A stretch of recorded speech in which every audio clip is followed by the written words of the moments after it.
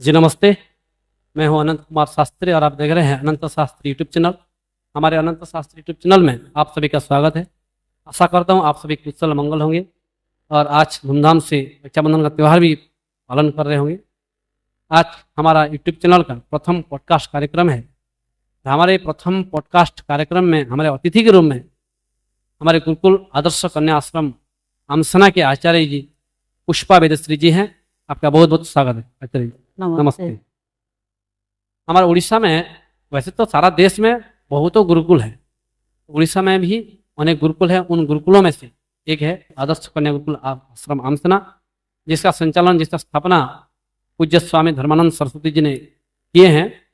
और उस आश्रम के जो आचार्य जी हैं, जो भी वर्तमान उसका देखरेख कर रहे हैं, बहुत सारे बच्चियां हैं, 200 से अधिक ब्रह्मचारियां अध्यापन करा रही हैं। तो आचार्य जी, आपसे हम आज रक्षाबंधन के विषय में कुछ जानना चाहेंगे। ये रक्षाबंधन के विषय में हमें कुछ बताने की कृपा। जो रक्षाबंधन है, श्रावणी पूर्णिमा, इसको हम वैदिक दृष्टि में कैसे देख सकते हैं? जी श्रावणी पर्व को जी वैदिक दृष्टि में जो है इसे श्रावण पूर्णिमा कहते हैं। श्रावणी उपाकर्म या फिर स्वाध्याय पर्व, ऋषि तर्पण, कई नाम है। और वैदिक परंपरा में जो है वर्ण 4 हैं, ब्राह्मण, क्षत्रिय, वैश्य और शूद्र। तो चारों वर्णों के आधार पर जो है ऋषियों ने पर्व रखा। ब्राह्मणों का पर्व जो है श्रावण पूर्णिमा है और क्षत्रियों का विजयदशमी है। और जो वैश्य का है उनका पर्व जो है शुभ दीपावली, शारदीय नववर्ष, जो नए फसल आने पर जो है यज्ञ किया जाता है। और ब्राह्मण तो हम समझिए, ये ब्राह्मण वर्ण से जो हमारे जो हवन वगैरह कराते हैं, पूजा पाठ कराते हैं। क्षेत्रीय, वैश्य, शूद्र समझ में नहीं है जी। शूद्रों का पर्व जो है होली है। और क्षेत्रीय, जो क्षेत्रीय होते थे, जो राजा महाराजा होते थे, जो अस्त्र शस्त्र को लेकर के युद्ध करते थे प्राचीन काल में, जैसे श्री रामचंद्र जी, सैनिक आदि को ही माना जाएगा। तो जो है विजयदशमी के अवसर पर जो है उस समय जो है वर्षा ऋतु समाप्त होने के बाद जो है उनके अस्त्र शस्त्र बाहर नहीं निकल सकते थे। तो अस्त्र शस्त्र की एक बार जो है सफाई करके पूजा करके जो है दिग्विजय के लिए निकलते थे। तो ये विजय दिवस में जी, दशहरा जी। और वैश्य शुभ दीपावली, शारदीय नववर्ष, जो वैश्यों का पर्व। कृषि प्रधान देश है हमारा भारत, तो प्राय जो है खेती होती है। तो लगभग जो है दीपावली के समय में जो है धान आदि जितना भी जो है फसल हैं वो पक जाते हैं। तो पकने पर जो है किसान एक खुशी मनाते हैं, आनंद उत्सव मनाते हैं, क्योंकि फसल काट करके अपने घर में लाते हैं। तो उस खुशी से जो है एक आनंद उत्सव मनाते हैं जी। तो उसे जो है शारदीय नववर्ष के नाम से जाना जाता है, क्योंकि शरद ऋतु में वो होता है। शूद्र बोलिए, शूद्र क्या है? शूद्र जो है वो मनुष्य हैं जो सेवा भावी हैं, उसे शूद्र कहा जाता है, जो सेवा करते हैं। उनका त्योहार क्या है? उनका त्योहार होली है। वो भी एक जो है फसल होता है, जैसे चने का है, और भी जो है 1-2 फसल, रबी फसल, खरीफ फसल। तो फसल के आगमन पर ही जो है होली का पर्व मनाया जाता है। और होली जो है आपस में मन मुटाव को दूर करने के लिए, और जो है आपस में शत्रुता को दूर करने के लिए होली मनाते हैं। इसीलिए लोग जो है आपस में जो है आप देखे होंगे कि रंग भी लगाते हैं। क्यों लगाते हैं? खुशी से। एक मान की पर्व का मतलब जो है उत्सव मनाना, खुशी मनाना, आनंद मनाना। तो ये जो है शूद्रों का पर्व है। तो यानी कि हमारे जो पूर्वज हैं, जो हमारे ऋषि मुनि थे, उन्होंने हमारे जो पर्व परवाणी भी ऐसे रखे कि जैसे कि व्यक्ति के संपूर्ण जीवन पर प्रभाव पड़े। जी जी। केवल फसल काट देना की केवल रंग लगा देना ये पर्व नहीं है। वो उसमें भी उसका जो कुछ ना कुछ महत्व होता है। जी जी। उसके बाद जो है ये श्रावणी जो पर्व है, ये आराम से ऋषि मुनि काल से मनाते आ रहे हैं। उस समय कैसे मनाते हैं? जी, प्राचीन काल में ऋषि मुनि जो है श्रावणी पर्व को, जैसे वर्षा ऋतु, 6 ऋतु होते हैं, तो वर्षा ऋतु के समय में ज्यादा बारिश होने के कारण जो है ऋषि मुनि या फिर साधु संत जो है बाहर वेदों के प्रचार प्रसार के लिए जा नहीं सकते थे, क्योंकि यातायात की सुविधाएं कम उसमें तो पुल नहीं बना था, जी पुल नहीं उसमें हवाई जहाज भी नहीं था, नहीं उसमें अपना गाड़ी भी नहीं होता था। जी अभी जो है ये जो है एनएच रोड भी है आजकल और सब आ गया। हाँ जल मार्ग स्थल मार्ग सब चीज के अभी जो है टेक्निक है सुविधाएं हैं जी। पहले सुविधाएं कम थी तो इसीलिए लोग क्या करते थे उस समय जो एक स्वाध्याय पर्व समझ कि स्वाध्याय करना चाहिए बहुत सारी तुम्हें कहीं बाहर आ जा नहीं सकते इसीलिए स्वाध्याय करें और वेदों का पठन पाठन करें यज्ञ करें और उस समय जो है कोई जो है चारों वेदों से पारायण यज्ञ करता था अथवा कोई एक वेदों से भी पारायण करता था और गांव गांव नगर नगर में जा करके यज्ञ करवाते वेदों का प्रवचन करते या फिर जो है यज्ञ कराते थे तो ये विधान था ये विधान जो है अभी भी गुरुकुलों में है श्रावणी उपाकर्म या फिर श्रावण पूर्णिमा के अवसर पर लोग जो है यज्ञ करते हैं वेदों का पारायण मैं कह रहा था कि उपाकर्म जैसे आपने अभी कहा, जी जी उपाकर्म क्या होता है? उपाकर्म ये होता है कि हमें वेदों को पढ़ना अध्ययन अध्यापन करना जो है प्रारंभ करें जी। तो उपाकर्म का मतलब जो है प्रारंभ होता है वेदों को पढ़ना या फिर पठन पाठन की शुरुआत को उपाकर्म कहते हैं जी। आर्य समाज में ये अपना श्रावणी पर्व बहुत धूमधाम से मनाते हैं और गुरुकुलों में भी इसका बहुत प्रचलन है, बहुत महत्व है। जी इस अवसर पर बहुत सारे संस्कार भी कराए जाते हैं। जी एक्चुअली एक संस्कार क्या है, एक्चुअली संस्कार का महत्व क्या है हमारे जीवन में? जी हमारे जीवन में संस्कार का बहुत विशेष महत्व है। महर्षि दयानंद सरस्वती जी ने संस्कार विधि में 16 संस्कार का वर्णन किया है। तो जो है जात कर्म से लेकर के अंत्येष्टि तक व्यक्ति यदि संस्कार से संस्कारित होता है तो उसका जीवन जो है शुद्ध पवित्र पावन हो जाता है। तो जो गुरुकुलों में जो बच्चे प्रवेश लेते हैं पढ़ने आते हैं गुरु के निकट तो उनका जो है द्वितीय बार जन्म होता है उसे द्विज कहा जाता है। द्विज जी द्विज का मतलब जो है वेदों का पठन पाठन जो है उसमें जो है वे वेदों का पठन पाठन करेंगे मंत्रों को पढ़ेंगे गुरु के निकट रह करके जो है अध्ययन करेंगे। जैसे बालक आकर के कहता है कि संस्कार विधि में ऋषि दयानंद जी ने लिखा कि ब्रह्मचर्यम आगम ब्रह्मचर्यम असानी अर्थात शिष्य गुरु से कहता है कि हे गुरु मैं आपके पास जो है ब्रह्मचर्य व्रत धारण करने के लिए वेदों को पढ़ने के लिए जो है आपके शरण में आया मुझे जो है आपके पास रख लीजिए मुझे जो है वेदों का पठन पाठन कराइए। और दूसरी बात जो है हमारे जीवन में संस्कार का बहुत विशेष महत्व है। मनुस्मृति में जो है मनु महाराज कहते हैं कि वैदिके कर्म भी पुण्य निषेकादि द्विजन मना कार्य शरीर संस्कार यह जन्म प्रेत्य यह च। मतलब ये है कि वैदिक परंपरा में संस्कारों का विशेष महत्व है। जो संस्कार से क्या होता है हमारा जो पिछले जन्म के कुछ बुरे थे संस्कार वो जो है नष्ट हो जाते हैं। यह प्रेत्य यह च यह जन्म माने इस जन्म में और पर जन्म में दोनों पवित्र हो जाते हैं। इसलिए कि पिछले जन्म का कुछ कर्मों का जो फल अभी भी हमको मिलता है जी जी उसका कुछ संस्कार अभी भी आता है। क्योंकि योग दर्शन में कहा है सती मूले तद विपाको जाति आयुर्भोग मतलब जो है पिछले जन्म में हमने जो कर्म किए थे उसके आधार पर के जाति आयु और भोग ये तीनों जो है हमें जो है इस पर हमें प्रदान करते हैं। हम इस जो हम जन्म मनुष्य जन्म ले रहे हैं इसका जो हमारा जो जन्म लेना यानी कि पूर्व से जो निर्धारित है यानी कि पहले जन्म जो कर्म किए रहेंगे उसके अनुसार हम फल पाते हैं जी। तो इसीलिए जो है ऋषि दयानंद जी ने जो है संस्कार विधि में ये बताया कि जो है संस्कार से यदि बालक संस्कारित होता है तो उसका जो है इस जन्म और पर जन्म दोनों जो है पावन हो जाते हैं। इसीलिए संस्कार का बहुत विशेष महत्व है। और साथ में जो है स्वाध्याय का बहुत बड़ा महत्व है। यदि जो है क्योंकि वेद परंपरा में आर्यों में जो है इसे स्वाध्याय पर्व भी कहा तो हमेशा जो है वेदादि सत्य शास्त्रों का स्वाध्याय करते रहना चाहिए। वेदों का पठन पाठन श्रवण श्रावण यज्ञ आदि वेदोपदेश आदि होते रहना चाहिए। तो जो है क्योंकि इसके विषय में जो है मनुस्मृति में मनु महाराज कहते हैं कि स्वाध्याय का फल ऐसे मिलता है जैसे तस्य नित्यम करो तेसा पयोदधि घृतम मधु अर्थात कहा कि यह स्वाध्याय मधितेयम विधि नाम नियतम सूचि तस्य नित्यम क्षरत्येष पयोदधि घृतम मधु।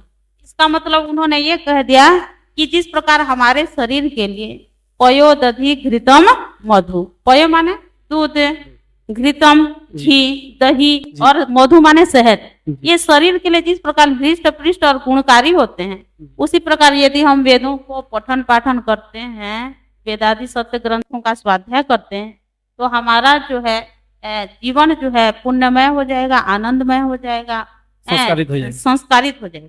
इसीलिए जो है ये स्वाध्याय का फल इसी प्रकार में मिलता है, इसीलिए स्वाध्याय करते रहना जी। जैसे कि अभी आपने कहा था कि मनुस्मृति, बहुत सारे लोग मानते हैं कि मनुस्मृति केवल ब्राह्मणों का है, केवल ब्राह्मणों के लिए उसमें लिखा गया है, उनको महत्वपूर्ण दिया गया है, वैश्य शूद्र क्षत्रियों को महत्वपूर्ण नहीं दिया गया है। क्या ये सत्य है? नहीं, जन्मना जायते शूद्र संस्कारात द्विजमुच्यते। कोई व्यक्ति जन्म से ब्राह्मण क्षत्रिय वैश्य शूद्र नहीं होता, अपितु ज्ञान से होता। कोई जो है कोई व्यक्ति यदि डॉक्टर बनेगा जी, तो वह डॉक्टरी विद्या सीखा होगा, तब हम उसे डॉक्टर कहेंगे। तो ठीक उसी प्रकार जो वेदादि सत्य शास्त्रों को जानता है, जिसके पास वेदों का ज्ञान है, उसे ही हम ब्राह्मण मानेंगे जी। कोई केवल जन्म से ब्राह्मण नहीं होता है, कर्म से ब्राह्मण होता है। जैसे हम अभी विरोध करते हैं कि बहुत सारे हैं ऐसे कि मनुस्मृति केवल ब्राह्मण ग्रंथ है, बाकी उसमें क्षत्रिय शूद्र और वैश्यों का उसमें कोई यानी कि महत्वपूर्ण नहीं दिया गया है।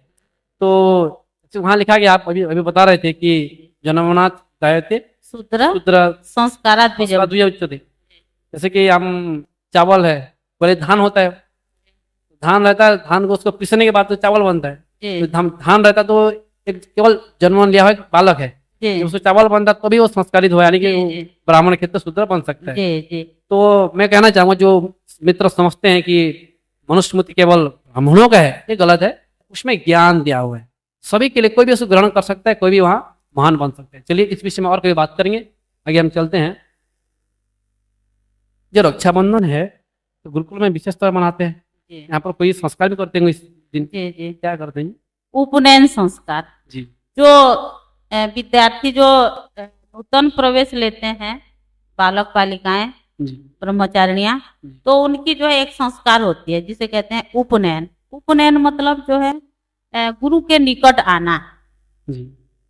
आज से वे जो है गुरु के निकट जो है वेदों का अध्ययन अध्यापन के लिए जो है गुरु के निकट जो है वे आए जी। तो उसे जो है उपनयन संस्कार कहा जाता है। संस्कार विधि में महर्षि दयानंद जी ने 16 संस्कार का जो वर्णन किए हैं, उसमें जो है 7वें नंबर पर उपनयन संस्कार है। उपनयन संस्कार के बाद जो है बच्चे का वेदारंभ संस्कार होता है। जो वेदारंभ संस्कार में जो है विद्यार्थी को जो है गायत्री मंत्र का जो है गुरु उपदेश करते हैं, और गायत्री मंत्र के उपदेश के साथ साथ जो है वेदादि सत्य शास्त्र सांगोपांगों का पूर्ण रूप से जो है अध्ययन करने की शिक्षा देते हैं। तो ये जो है उपनयन और वेदारंभ संस्कार, ये जो है गुरुकुलों में विशेष महत्व रखता है। उसे गुरु उपदेश देते हैं कि सत्यम वदः धर्मम चरः स्वाध्यायन मा प्रमदः स्वाध्याय प्रवचनाभ्याम मा प्रमदितव्यम। स्वाध्याय प्रवचन में कभी प्रमाद मत करो, चाहे गुरु हो चाहे शिष्य हो, हमेशा जो निरंतर स्वाध्याय करता है वो ज्ञानी होता है, वो आगे बढ़ता है। क्योंकि स्वाध्याय एक ऐसा है, स्वाध्याय करते रहने से व्यक्ति जो है अंधकार से प्रकाश बिना गुरु के भी वो महान बन सकते। तो यानी कि अपना जो श्रावणी पर्व है ये स्वाध्याय के विशेष पर्व है। जी, स्वाध्याय का बहुत विशेष महत्व है। आजकल के समय में श्रावणी पर्व को लोग रक्षाबंधन के नाम से भी बहुत विस्तृत है। आजकल सभी तरफ रक्षाबंधन ही कहते हैं, श्रावणी पर्व बहुत कम लोग कहते हैं। जो ज्ञानी है, जो विद्वान है, जो आर्य समाज के विद्वान है अथवा कोई ब्राह्मण विद्वान है, वही लोग केवल श्रावणी पर्व कहते हैं। तो रक्षाबंधन आज के समय में मनाते हैं, इस विषय में हमें कुछ बताएं, रक्षाबंधन क्या है? जी देखिए, पहले तो ये रक्षाबंधन ये कहीं पढ़ने को हमें नहीं मिला कि सुनने को नहीं मिला। यानी कि पहले के जमाने प्राचीन जमाने में मनाते नहीं थे? जी नहीं, प्राचीन जमाने में लोगों ने रक्षाबंधन कहीं लोगों ने उल्लेख नहीं किया है, कहीं मुझे ना जो है ग्रंथों में पढ़ने को मिला है ना सुनने को मिला है। प्राचीन काल में, वैदिक काल में, आप लोगों ने रामायण महाभारत काल में कभी नहीं सुना होगा कि रक्षाबंधन कोई रक्षा सूत्र बांधा था। ये जो है मध्य काल से राजपूताने काल में ये जो है प्रारंभ हुआ। मैंने कहीं पढ़ा था कि एक जो है राजपूतानी एक नारी थी कर्मवती। जी कहा जाता है कि बहादुर शाह नाम का एक राजा ने उसके राज्य पर आक्रमण किया था। जी तो उसने जो है एक चिट्ठी लिखा था मुगल बादशाह हुमायूं के पास। जी चिट्ठी में लिखा था और एक रक्षा सूत्र भेजा था। उसमें ये लिखा था कि मैं आपको जो है रक्षा हेतु जो है आपको जो है सहायता मांग रही हूँ। तो तत्काल जो है चिट्ठी पढ़ करके और रक्षा सूत्र को पा करके बादशाह हुमायूं ने उन्हें जो है आक्रमण से बचाया था और कर्मवती को जो है उनके जो है राज्य को सुरक्षा दिया था। तो कहा जाता है कि उस काल से रक्षाबंधन की प्रथा चली आ रही है और लोग जो है एक दूसरे को जो है भाई बहन के रूप में राखी बांध रहे हैं। तो रक्षाबंधन केवल राखी बांधना ही इतना ही कर्तव्य है कि भाई का बहुत सारे और कर्तव्य है क्या? नहीं, एक बहन के प्रति भाई का क्या कर्तव्य होना चाहिए? देखिए, बहन के प्रति भाई का कर्तव्य, भाई के प्रति बहन का कर्तव्य, दोनों का एक दूसरे के प्रति होना चाहिए। यदि भाई यदि गलत रास्ते पर चल रहे हैं, यदि कुछ उनमें जो है कुछ कुसंस्कार हैं, उसे बहन का भी कर्तव्य है कि उसे सावधान करना। अब बहन यदि कुछ गलत रास्ते को अपना रहे हैं तो उसे भी जो है यदि अशिक्षित हैं, अज्ञानी है, तो उसे भी जो है भाई का कर्तव्य है सही रास्ते दिखाना चाहिए। ये जो है भाई बहन का जो त्योहार है एक पवित्र बंधन है, एक दूसरे का जो है स्नेह का सूचक है, वात्सल्य का सूचक है। तो मैं इसका विरोध नहीं करती। रक्षाबंधन भाई बहन ये जो है पवित्र बंधन है, इसे मानना चाहिए। और एक बात है कि हमारे देश में रक्षाबंधन केवल भाई बहन के बंधन नहीं है। ये जो है हम देखे हैं टीवी में आता है कि बहुत सारे से बहनें होते हैं जिनके भाई नहीं होते, कोई जाते हैं सीमा सरहद में जाते हैं और वहाँ पर सैनिकों को बांधते हैं, कोई डॉक्टरों को बांधते हैं, कोई अपने गुरुओं को बांधते हैं, कोई अपने पिताजी को बांधते हैं। बहुत सारी जगह में देखे हैं। जी तो ये भी सही है जी।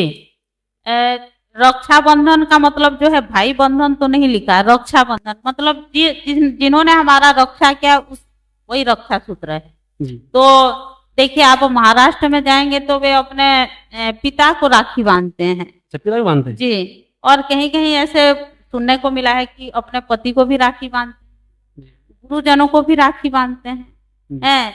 आपस में जो है बहन बहन को भी राखी बांधते हैं जी। अपने गुरुकुल के यहाँ तो केवल जो है छात्राएं हैं, कन्याएं हैं, वे आपस में बहनों बहनों में राखी बांधते हैं। तो ये जो है राखी जो है भाई का ही नहीं अपितु जो रक्षा किया उसको राखी बांधे। ये भी सही है। केवल ये हमारे जो दर्शक हैं मैं कहना चाहूँगा, केवल रक्षाबंधन जो है एक बहन और भाई का पर्व नहीं है, ये हम सभी का पर्व है। जो भी जिसका हम रक्षा करते हैं, जैसे कि अभी आजकल हम सुनने में मिल रहा है कि हम देख रहे हैं कि कोलकाता में घटना घटी है। एक माता के समान हुए, उनका यानी पूरी तरह से उनको बलात्कार करके उनको मर्डर भी कर दिया गया। वैसे केवल कोलकाता में है बोल के नहीं, सारा हमारा उड़ीसा में भी, हमारा ये मध्य प्रदेश, सारा देश में से घटनाएं मिल रही है देखने को। क्या कर्तव्य हम सभी क्या? देखिए, जो है भाई को भी जागरूक होना चाहिए कि और बहन को भी जो है अपना अंतःशक्ति को पहचानना चाहिए। नारी में एक छुपा हुआ शक्ति रहता है जो एक जो है पुरुष से वे भयभीत हो जाते हैं।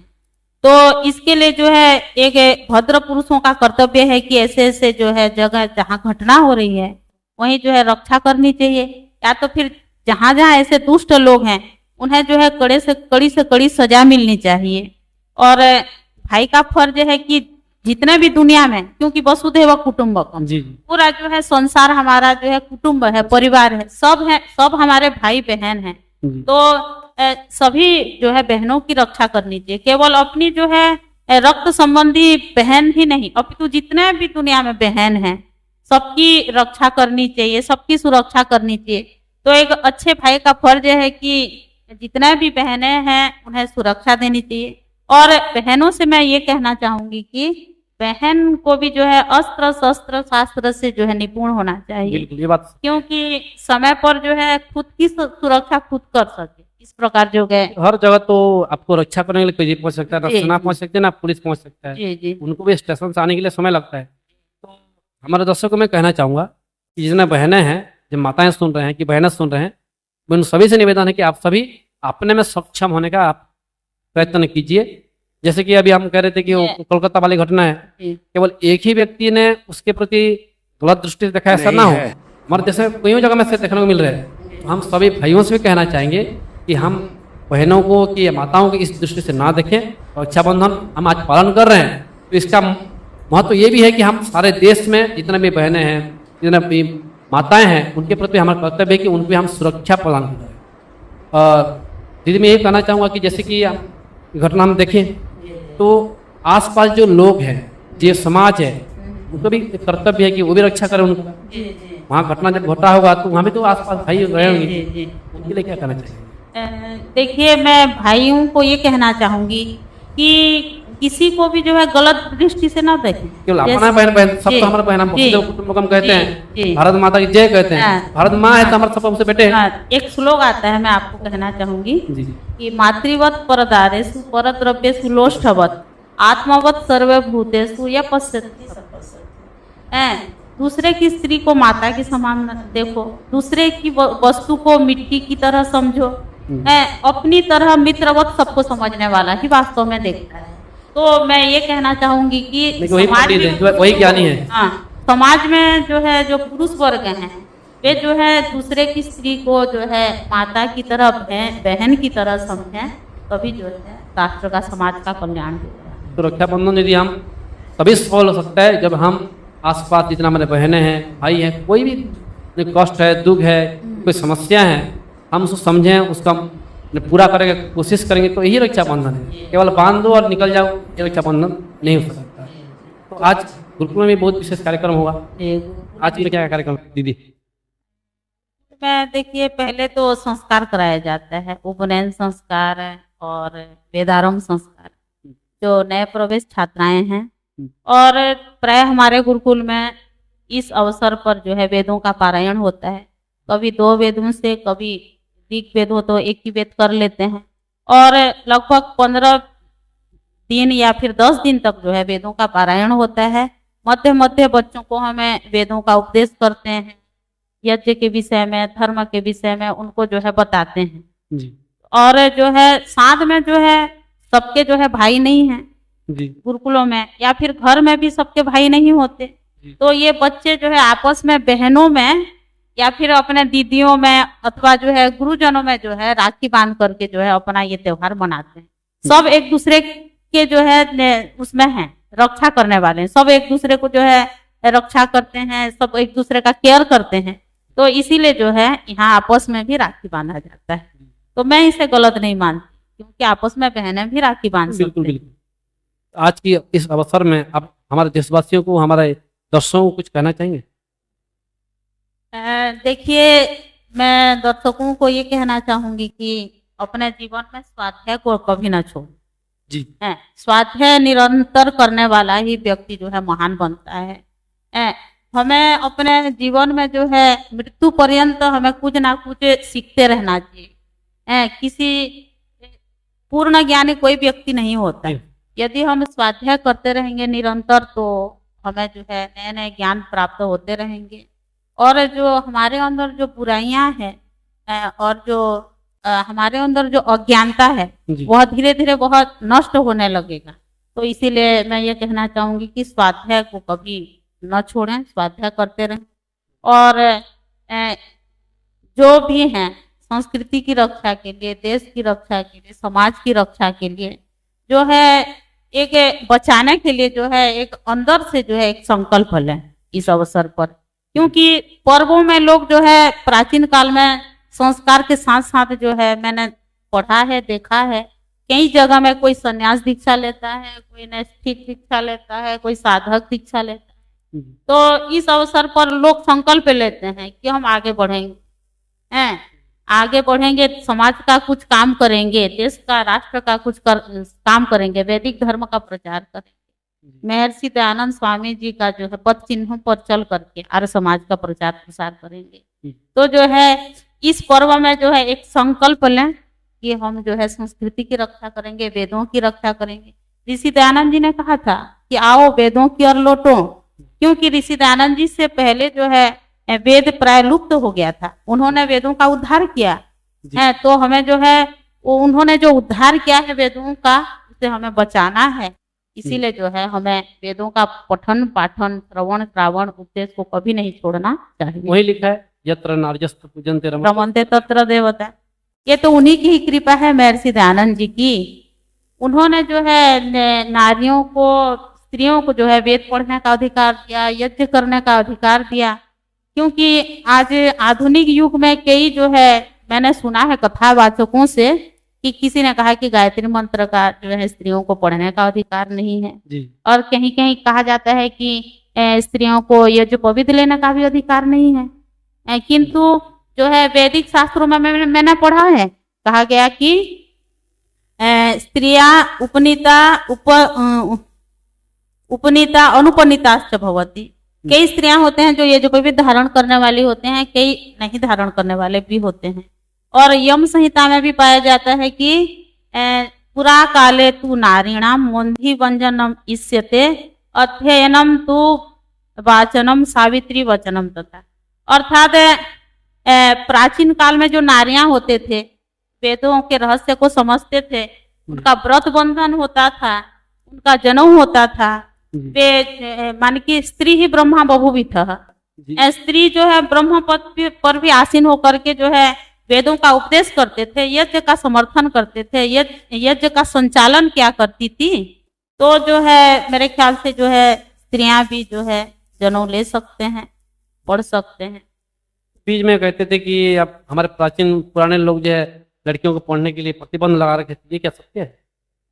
हाँ, ऐसा पढ़ने को मिलता है कि ऋषि दयानंद जी से पूर्व जो है वेदों को पढ़ना और सुनना जो है दुष्कर था। वो भी था, लेकिन सामान्य पढ़ाई भी लगभग बना था। हाँ, सबसे पहले कन्या पाठशाला जो है आर्य समाज के जो है एक मूर्धन्य सन्यासी जो है अमृतात्मा स्वामी श्रद्धानंद जी ने खोला और वे महर्षि दयानंद जी से प्रेरित होकर के ही खोले। सत्यार्थ प्रकाश आदि और उनके उपदेशों से प्रभावित होकर के ही उन्होंने संकल्प लिया कि मुझे सबसे पहले कन्या पाठशाला खोलना, बेटियों को पढ़ाना। उन्होंने ही पहले यानी कि लड़कियों के पढ़ने के लिए, बच्चों को पढ़ने के लिए उन्होंने अपना प्रबंध किया। हाँ हाँ। तो आपका बहुत बहुत धन्यवाद आचार्य जी, आपने हमें समय दिया और हमारे सभी दर्शकों को यह बताया कि रक्षाबंधन कैसे मनाने चाहिए, इस समय कैसे मनाते हैं, देशवासियों को रक्षाबंधन का कर्तव्य क्या, इसके बारे में बताया। तो आज केवल मैं इतना कहना चाहूँगा कि जैसे कलकत्ता में घटना घटा है और भी बहुत कुछ जगह में घट रहा है, ये जब घटना हमारे देश में नहीं घटेगी तभी जाके हम हमारा रक्षाबंधन सफलतापूर्वक हम मना सकते हैं। हम मना रहे हैं बोल के हम कह भी सकते हैं। जब हमारे देश में इस तरह घटना आज घट रहा है और रक्षाबंधन मना रहे हैं, ये तो हमारे लिए दुख की बात है। तो मैं सभी देशवासियों को सभी को कहना चाहूँगा कि इस अवसर पर हम संकल्प लें कि हमारे आसपास जैसे भी ऐसी घटना और कभी ना घटे।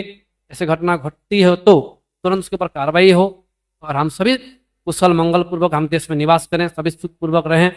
इन्हीं आशा विश्वास के साथ से विदा ले रहा हूँ। बहुत बहुत धन्यवाद। यदि हमारे चैनल में नए हैं तो सब्सक्राइब करेंगे, लाइक करेंगे और वीडियो को और भी लोगों को पहुंचाएंगे, जिससे कि और भी लोग वीडियो को देख कर जाने कि रक्षाबंधन कैसे पालन करना चाहिए और पहले कैसे मनाते थे, आज कैसे मना रहे हैं। इन्हीं सभी शुभकामनाओं के साथ सभी दर्शकों का बहुत बहुत धन्यवाद। पुनः एक बार आप सभी का बहुत बहुत धन्यवाद। नमस्ते।